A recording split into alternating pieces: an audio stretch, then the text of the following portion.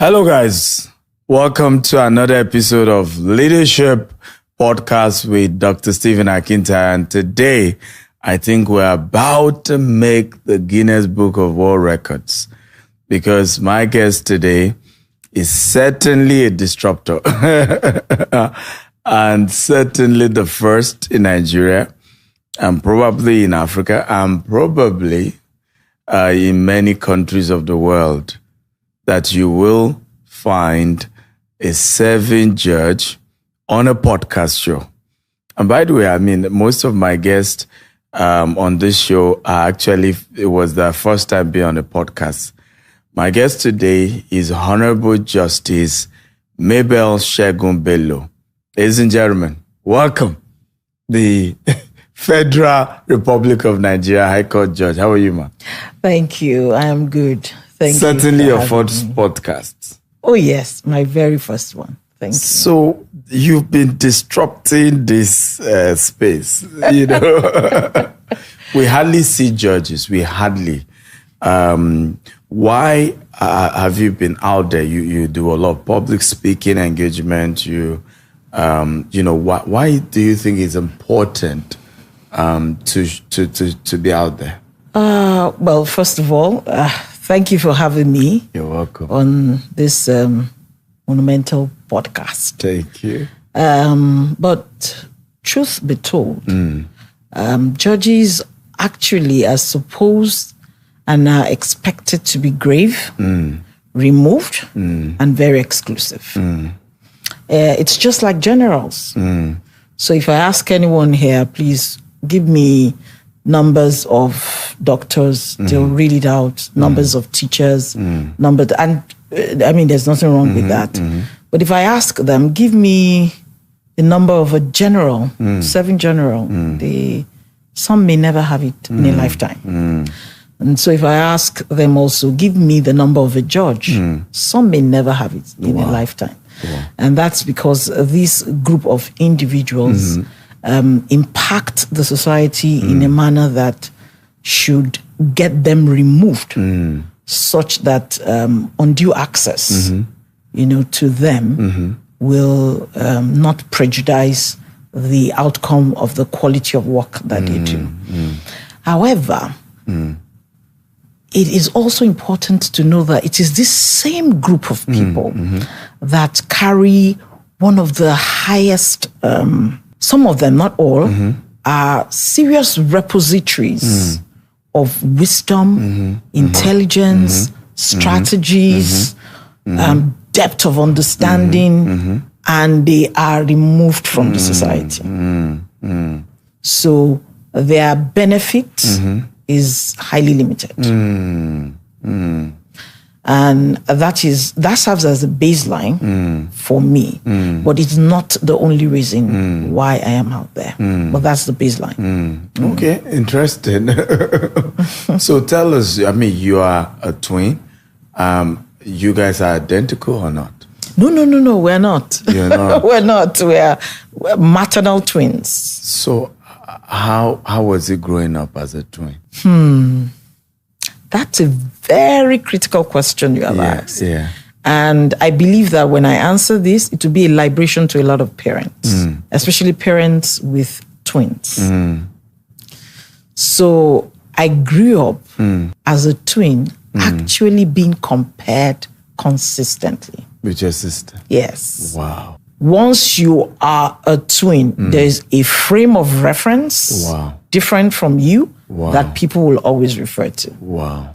So, woe betide you if you're the one not doing so well.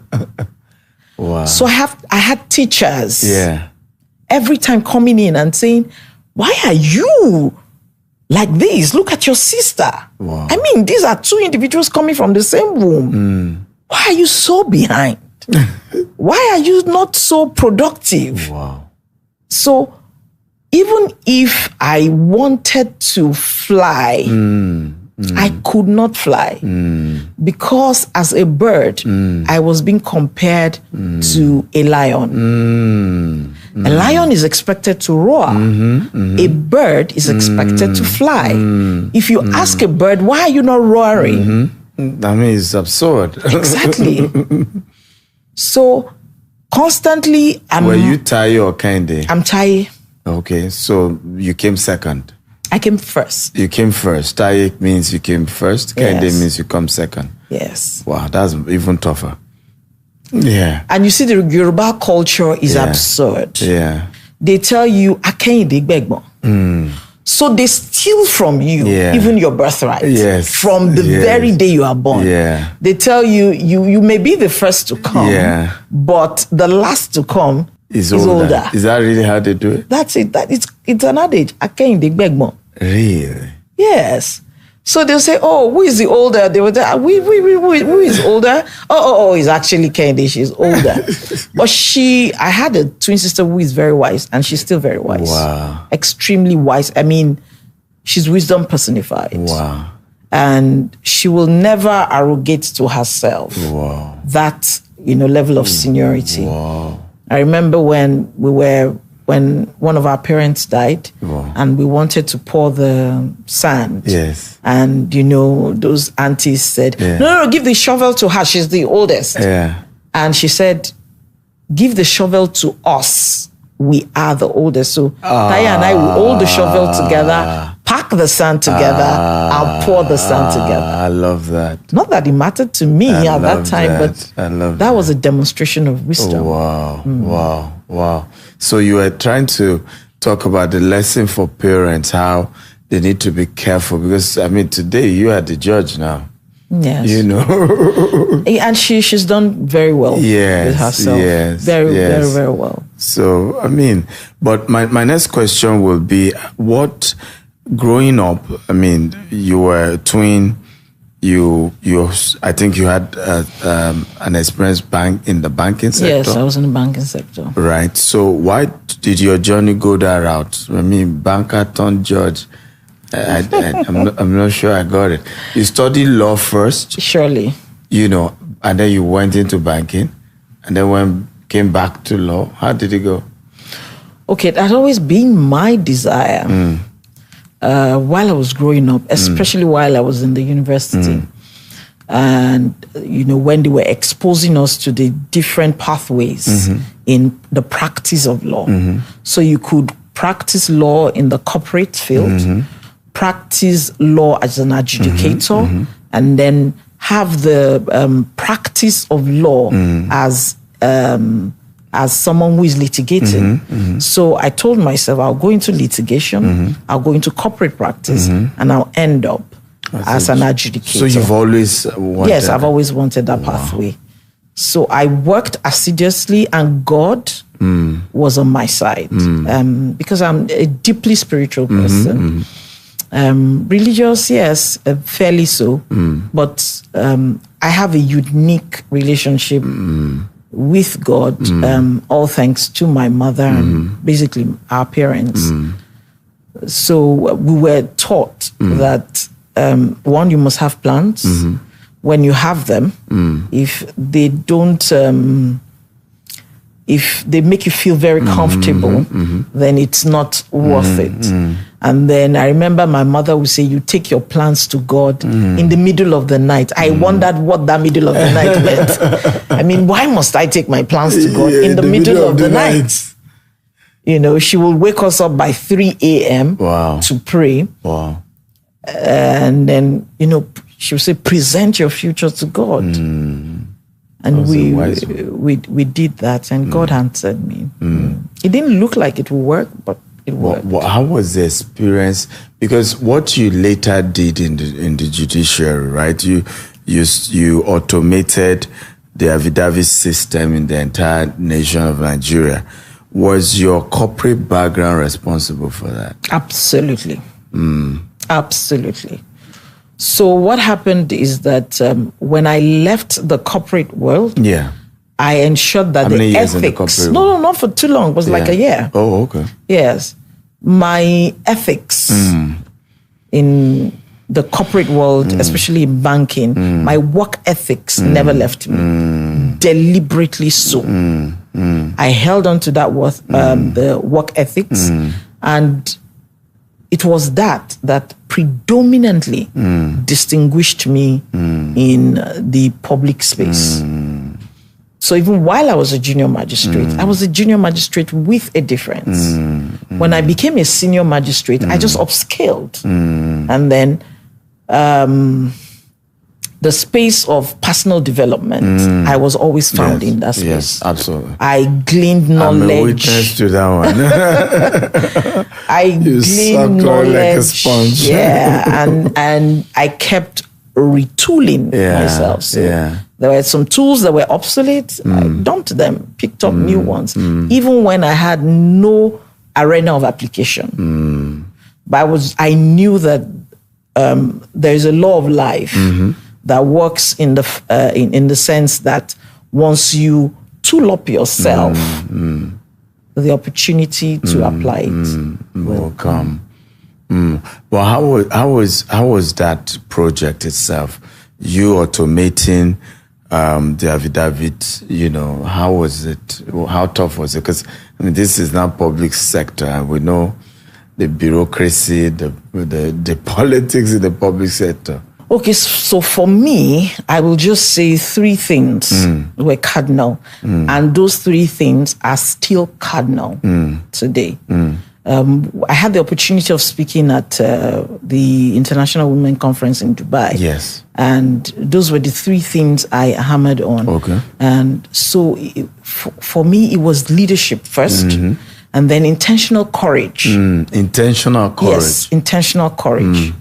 Because everything on your path to arriving at that destination will charge at your courage. It will charge at your heart. See, in private sector, you can bring forth innovations in digitalization. It will work because they're already primed for it. In the public sector, corruption is thriving on system inefficiency. So nobody wants an effective system. They don't want the system to be effective or to be efficient. Because once a system is inefficient, corruption will come with its chair and its table and sit right there, make it its domain. Once you bring in effectiveness, you have broken that corruption value chain. Wow. Not only have you broken that corruption value chain, you have affected someone's market share. And so they take it personal. So apart from intentional courage, you need intentional spirituality. Not just being spiritual as a person, but being spiritual, understanding that you need both the force of the earth and the force of heaven to actualize that mission. Because what usually happens in the public space is not that we don't have highly dexterous individuals or skillful people. There are truly skillful people there and people who are desirous of making a change. Not everybody goes into the public service wanting to be laid back, just collecting money. No. People really want to go there and change things, especially the young ones. But what happens is this. They go in with lack of spiritual intelligence. They go into that space that is highly spiritual. And then they begin to execute in the physical. And the people there are watching them because they know exactly where to go and disrupt them. So when I became the director of HOOTS, then the first thing was I took about 3 weeks off. I was nowhere to be found. In fact, some were saying, "Oh, she's not ready to do the job. She's feeling intimidated. She's." So they would call me. I'll say, "Well, I have some cases I need to clear up," which was true anyway. But that wasn't the main thing I was doing. I was doing two things cardinally. I was deeply in a spiritual state, asking for direction, asking for help, fortifying myself, ensuring that I have enough strength. And then I was also strategizing more with a spiritual director in person of Apostle Joshua Selman at that time. So when I came up on board, it hit the ground running. Wow. They said it was fire on the mountain, like they said. I did all of that in the space of 5 months. Wow. 5 months. Yes, 5 months. Wow. Wow. I mean, I heard a story of somebody in the public sector who says that lion always appeared to him in his dream. You know what they would do to you? Yeah. Once you bring up that initiative of yours, they'll just go into spiritual manipulation. You will wake up one day with a swollen leg. Wow. Or a swollen face. Wow. Or a swollen hand. Wow. Once that happens, it will not be diagnosed. It will not be treated. It cannot be treated. They will not be able to diagnose this. That is what you will focus on for the rest of your tenure in that space. That's all. That's why spiritual intelligence is so key. It's an imperative. It's not an elective. Wow. It's not something that you choose whether you want to have it or not. Once you land in that space, the first thing you must have is spiritual intelligence. Number one, many people want that chair that you're sitting on. Because to them, number one, you're a female occupying a seat in a department that is responsible for about 70% of internally generated revenue. Wow. What are you doing? Wow. Wow.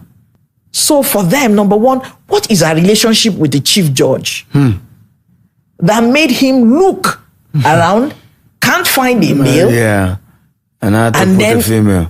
And there are so many of us. Particularly in FCT, there is more northern inclined. That's the second one. Yeah. She's a female. She's not a northerner. And to top it all, she's a Christian. Hey. People have done that in the past. They didn't get away with it. Wow. Wow. So I know I'm not going in for, you know, cat and dog mission. This is real business and probably war. I remember one day, myself and one other director, a male director, were waiting in the waiting room of the CJ because we're not guests. So we stood up. We didn't sit on the couch. And suddenly he turned to me and said, "This thing you're doing, I hope you're spiritually strong enough to do it." He was not joking. That guy was not joking. No, who said that to you? It was another director, a male director. Wow. He just turned to me and said, "This thing you're doing, I hope you are spiritually strong enough to do it." Wow. And I just smiled at him. I didn't say a word. When he saw that smile, he said, "I guess you are." Wow. I'm telling you, he just said, I guess you are. Wow. It was the very same director when I was becoming a high court judge who looked at me and said, "Why are you suddenly exiting this space? Why is it that good things don't last?" You could see the pain. He said, "Why is it that good things don't last?" Yeah. Imagine if I had taken his words for a threat or, you know, and I cowered away. Because that was the initial stage of the initiative. Amazing. I mean, you talked about you being promoted to a high court, from a magistrate now to a high court judge. And what were because this is a leadership podcast, what are the leadership lessons on being able to move from one level of leadership to another level of leadership, like you did, moving from a magistrate to a high court judge? Well, leadership at the level of being a magistrate was not at a wide scale. So it was just immediate leadership around the space of your court, your own immediate staff. So there were certain ethics that, you know, I put I infused into them. But primarily, self-leadership is key at that level because they will be looking at you more than listening to you. So it's that self-leadership that made some of us, it wasn't only me, some of us to loom large on the scene enough for the chief judge to identify.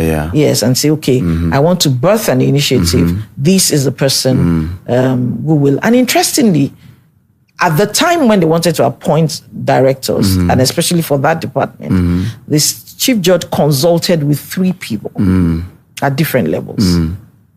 It will interest you to know. All 3 mentioned my name. Wow. When inquired, who should run this for us? Because, I mean, people, I remember the director before me, he told me, he said, just go there and go and be sitting in your office and looking at what you can't handle the rot in that department. He told me that categorically. He said, no human being can handle it. And he's correct. Human beings cannot handle it. He said, and in how many spaces of corruption would you be to stop it? That was when I knew I needed wisdom. Not the wisdom of men, you know, but a wisdom that is divine. So, I mean, it just hit me one day that there's something I learned while we were doing these personal development classes. So it wasn't even a spiritual liberation. It was just my mind taken to a body of knowledge I had learned several years ago. That when you chase after birds, you will leave the field. But if you clean up your field, when the birds come, they have nothing to perch upon, and then they will leave. I love that. So that was when I knew that, okay. The focus should be to clean the field. To clean the field. And the best way to do that is to put a digital infrastructure. Powerful. Wow. So it was a digital infrastructure that I, you know, through the cooperation of the team members, we put in place. And then I had to do a buy-in. Because of various stakeholders. Yes. Because there are stakeholders that, you know, you're changing. It is more like a policy formulation you want to do. So I ensured I didn't do it alone. There was an affidavit committee comprising of about 5 directors as well. We also needed to change, you know, bylaws and all of that to accommodate that initiative. And we did. But honestly, the leadership of the chief judge at that time was what made it happen. Because whether you like it or not, if the leader does not subscribe to your initiative, you are just joking. He will come on board and he will just, somebody will come to you and say, this thing that he wants to do, we will offer you so and so, let us do it. And that's the end of it. I remember when I wanted to start it, I went to him and I said, my Lord, do you have any special interest or any, you know? He said, no, nothing. Just bring on board the technical partner that has the solution to the problem on ground. Giving me a free hand. Leadership is so key to transformation. It is actually the leaders who stop the entrepreneurs from blossoming with ideas that can transform the society. You and I have ideas that can transform the society in the civil service. But leadership will not let it thrive. You could even build it, and then they feel, okay, you have too much integrity, they can't get money. They'll bring somebody else then and throw you out. That's what actually kills that space. You know, that leadership. And that's why podcasts like this, focusing on leadership, you know, trainings that focuses on the leadership deficit that we have are so monumental to the societal transformation. Will you encourage good people to go into public sector? Because everybody just feel there's no point to go into public sector. Just stay in your private, you know, business. You know, do you think there's a need for good people to intentionally get into the public sector? It's not just a need, it's an imperative. Because it is this same contraption that will formulate the policies that will affect the private sector. If they are not well groomed, if they are not taught properly, they will formulate policies that would jeopardize your growth. So intentionality is at the baseline of it in going into public service. I decided to go into public service. It was my choice. And one of the reasons is to make a difference. It may not come in 10 years. It may not come in 15 years. Mine came on the 19th year. Wow. That's long. Yes, it came on the 19th, and you must be focused enough to see the future. That's long. Because everything on your journey may not look like it. That future that you are envisioning, it may not look like it. So you must be focused enough to know that that opportunity will come for you to thrive. And that was it for me. It came on the 19th year. Wow, that's a long time. So how have you coped to manage family, your kids, your husband, in all of this? Well, how you prioritize is the key. So for me, family is first. When we were at the leadership program some days ago, someone was speaking on the stage. They asked her the same question, and then she arranged her priority. And Dr. Linus turned to me and he said, "That's your arrangement." That's because anytime he calls me for training and it falls on either of my children's either visiting day or open day, I mean, it can't work. It doesn't. It's gone. It's gone. Yeah. So I'm back in Ghana again in June. Okay. And when, the it's a work thing. It's nothing like this. Yeah. It's work. It's actually judiciary work. Yeah. And when the date came out, that's inevitable for me. You can't say no. When that date came out, it fell on my daughter's midterm break. So the very day she's taking her midterm break is the very day we're starting that training. And the day she's finishing is the day our midterm break. So it means I can't be there. Yeah. So what did I do? I called her yesterday and I said, your midterm break falls on so and so day. We'll spend it in Ghana. We'll spend it in Ghana. She was so excited. I do that a lot. Accra. I said, yes, it's Accra. So I'll have to, once the ticket comes out, I'll have to buy our own equivalent, so that whether it's morning or afternoon, and then bring her with me. That'll be good. Yeah, got in touch with a friend who will give me her nanny. That's your last... my last daughter. I mean, how have you managed? It's believed that, we hear this. We hear that judges are corrupt, but at the same time, we also hear, at least I have spoken to a few judges who say that there's so much blackmail going on about judges, right? People just, you see a judge maybe with somebody and then something happened. They say, you see, that was the meeting where he bribed her and all of that. So what do you think is going on in that space of the judiciary? Okay, so this is not me trying to launder anybody's image. Yeah. But let me start with the clarity conversation. There may be corrupt judges, but there are corrupt doctors. There are corrupt teachers. There are corrupt businessmen. There are corrupt nurses, which is even more dangerous. So this is not a justification for anything. But the truth of the matter is that you cannot divorce corruption from any human contraption. So it may be there. But the truth of the matter is that there are more judges with integrity than judges without integrity. But the ones that are being projected more are the ones without it. So, and that is happening because a lot of judges cannot and are prohibited from, speaking up. Yeah. Or saying anything. Yeah, so you can't defend yourself, you can't speak, you can't. So if there's a publication about you... There's nothing you can do. Wow. It's in recent time that we are beginning to clamor for, spokespersons who can reply these people. Oh, okay. Has that been approved? Well, it's still the same conservative thing that, you don't jump into the space with... people like that. I agree, absolutely. But Now we are having some kind of modest response, but it's not as pungent as the attacks. So they reply, but they're very modest, very formal. Have you ever had an experience like that, and how did you handle it? Oh yes, I've had. If you don't have, then you have not started the job.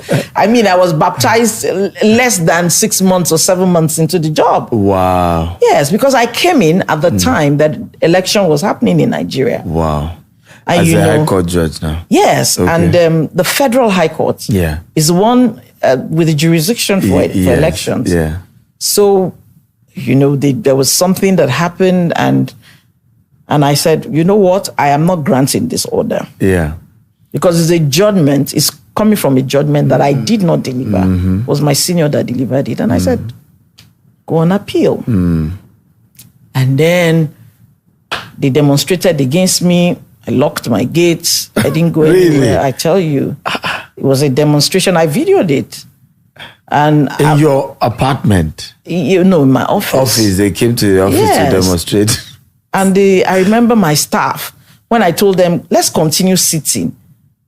One of my staff stood up and said, my lord, your children are grown. My children are small. They are little. My lord, we cannot continue sitting. We have to run. Tough person. And I remember the lawyer saying, yes, we concur. We have to run. We cannot stay. When the staff are running, the lawyers are running. So I said, okay, fine, no problem. But I went to my office and I continued sitting. Really? I not sitting in terms of there, but I was just continuing my work. Of course, I notified my superiors, no doubt about it. But I was confident in two things. Yeah. One, I didn't do anything wrong or actuated by a corrupt mentality or mind. Yeah. No. Yeah. Not, it was just the lawful thing to do. Number two, I am confident in who is watching me. So when one of the staff came in and said, my lord, I'm going, we're going to take this place, we're going to jump through this, and she said, I'm surprised, you are not even standing up. I said, may your eyes be open to see the host of heaven surrounding me.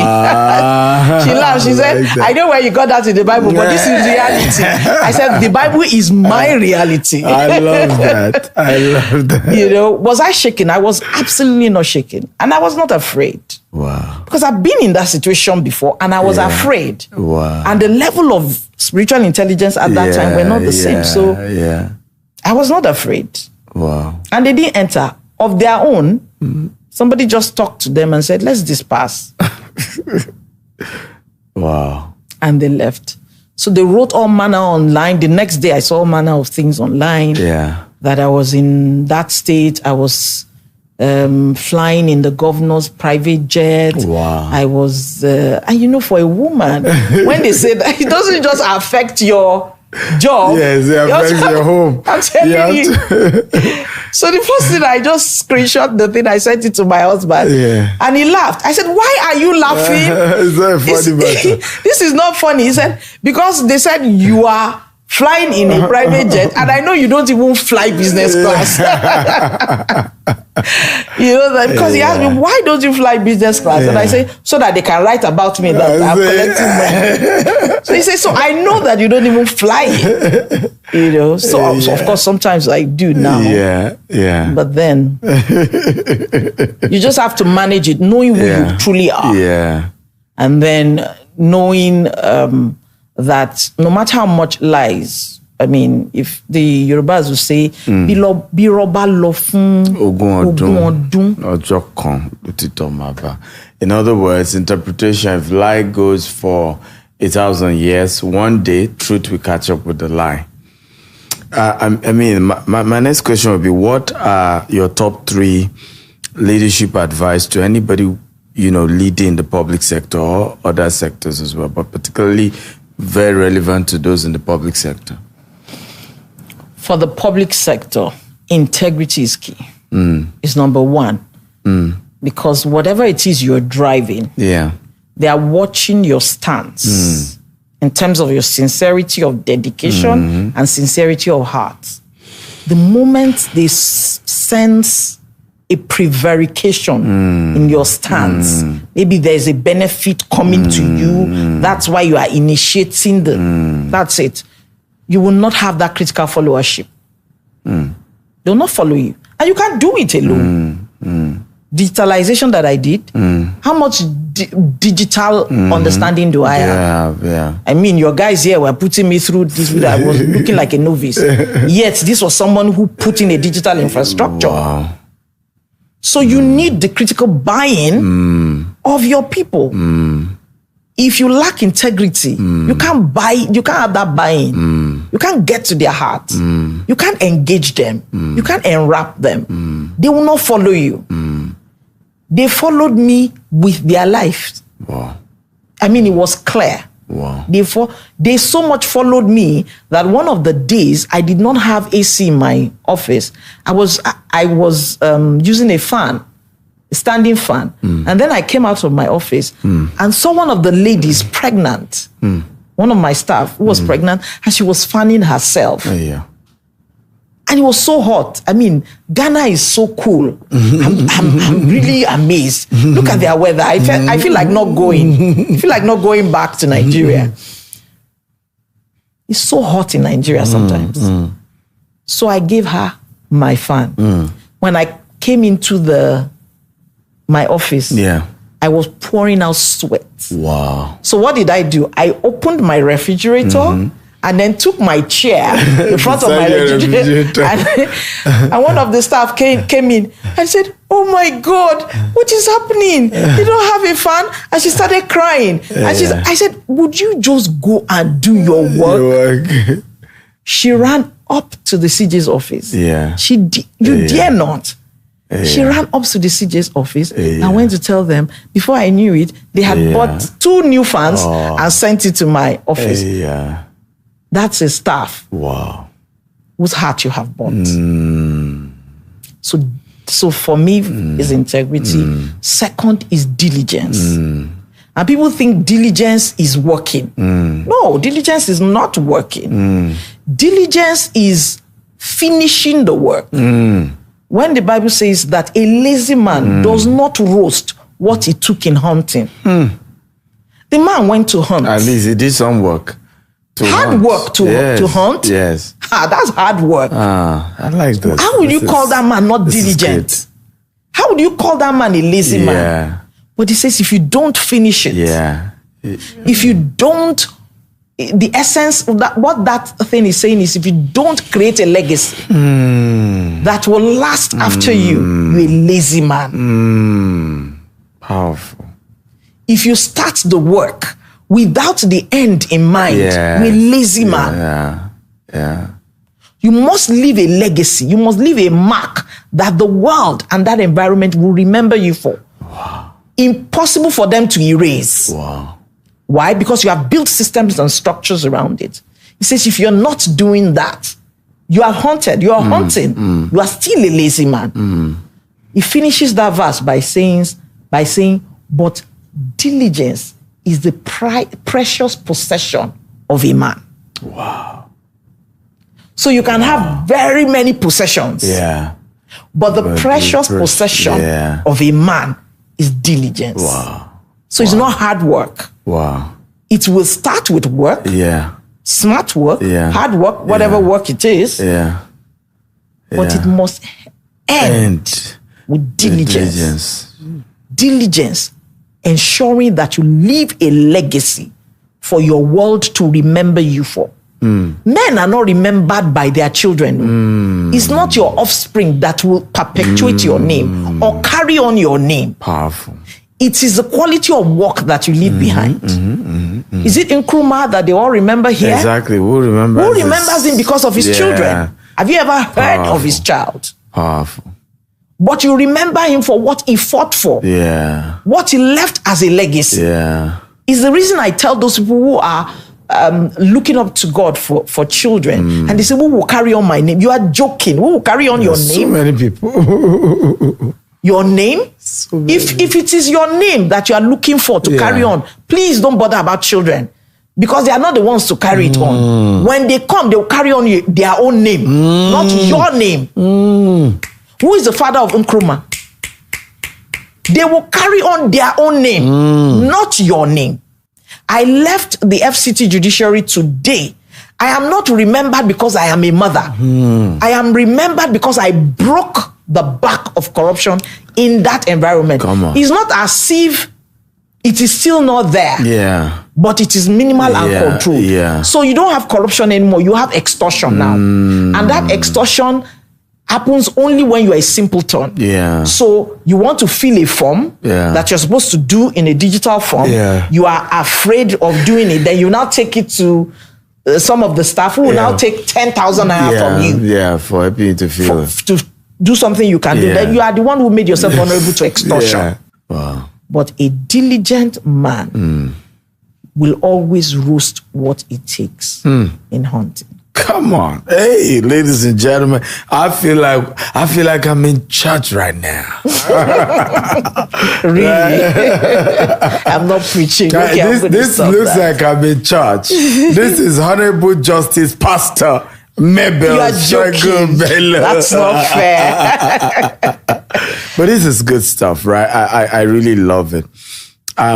What's your advice to women in leadership, whether they're already in leadership or they're about getting into leadership? I think is important for, my argument is that women do better in leadership, and we need more female leaders, particularly in Africa. I mean, what will you speak to that? Yeah. A lot of women are doing well these days, but not in the leadership space. And it's only one deficit. And that deficit is guided mentorship. Because women are courageous now. Yeah, very Women true. are entrepreneurial. Yeah. Women, you know, when I hear them speak, I said, oh my God, women are getting it right. Yeah. But they still can't ascend because of that lacuna, that gap of guided mentorship, which a lot of men have. Are you sure we do? Oh, men help men. Men assist men. Men guide men. I see it. Wow. I see it all of the time. Wow. I have mentors that are male. Yeah. And they have more male mentees than females. Female mentees, yeah. Not because they do not desire to, but because they don't have they don't want all the prevarications and all the vicissitudes that come with having women in your space. Yeah. And once women have this close connection with there's you, there's an assumption. And sometimes it may not be an assumption. It may just be a natural progression of life that happens. Why are you laughing? These things happen. Yeah. So they are wary. They have attained to a status that they don't want somebody to come and rubbish it. I see that. But there are women who have debuted and they have reached that space and that status. We should now start reaching down. I was guided primarily by women. Wow. The courage that I have today was given to me by female judges. Wow. And I was a magistrate. Wow. They just saw it in me and decided to hold my hands. Wow. And, they'll just tell me, you are phenomenal. Wow. You're different. Wow. And I said, I can't. They are the ones who can now put the can into your I can't. Wow. Wow. Wow. To hold your hands. I remember one of the female judges, she's now a justice of the Superior Court, telling me, when I said, what if I cannot, she looked at me and said, heavens will not fall if you do it. And if heaven falls, we are here to catch it. Come on. I like that. I was okay, you know what? So let's go. I have backups that cannot back out. Well, it's only God, the God that is a backup that cannot back out. Human beings can back out, truly. Yeah. But even that saying, that is enough to encourage. Yes. Do you think we need more successful women leaders to reach out to the younger ones? Well, we need more successful women, accomplished women, and I'm not talking about money alone. Yeah. That should provide guided mentorship, but intentionally not create reach out. Yeah. Because once they reach that level, number one, they're extremely busy. Number two, they also have family and other facets of life to juggle and other with. responsibilities. So if you know that you need it and you require it, you will have to reach out up to them. What if people are saying, but they will say no?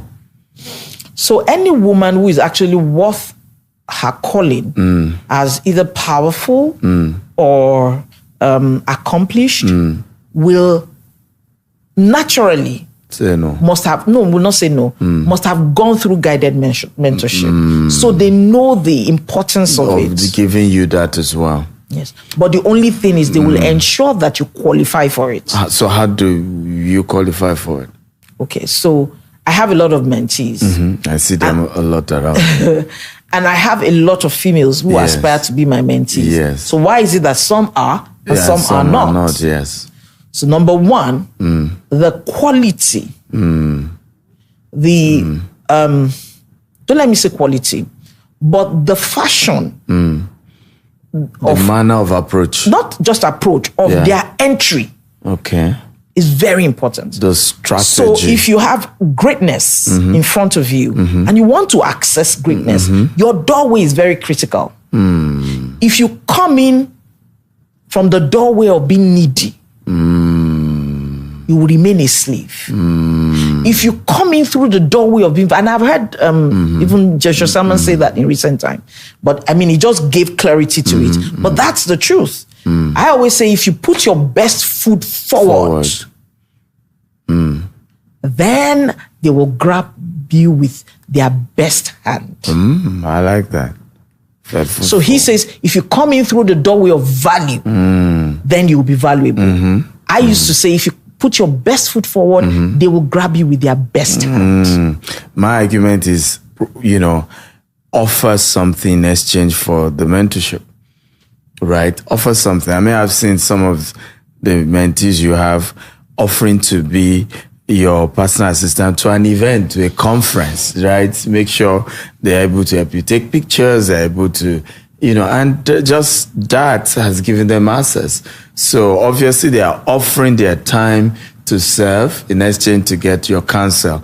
But you often see people wanting mentorship without offering anything, just say, help me.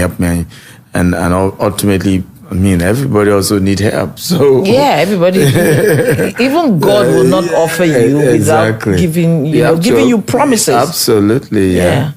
And it's just not service. It must be needed service. Yes.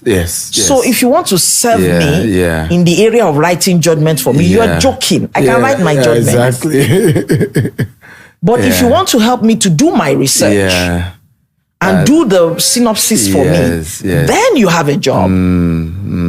Interesting. I wish we can continue, but we both have a flight to catch. Honestly, we do. I feel like not leaving Ghana. The weather is so beautiful. It is. Akwaba.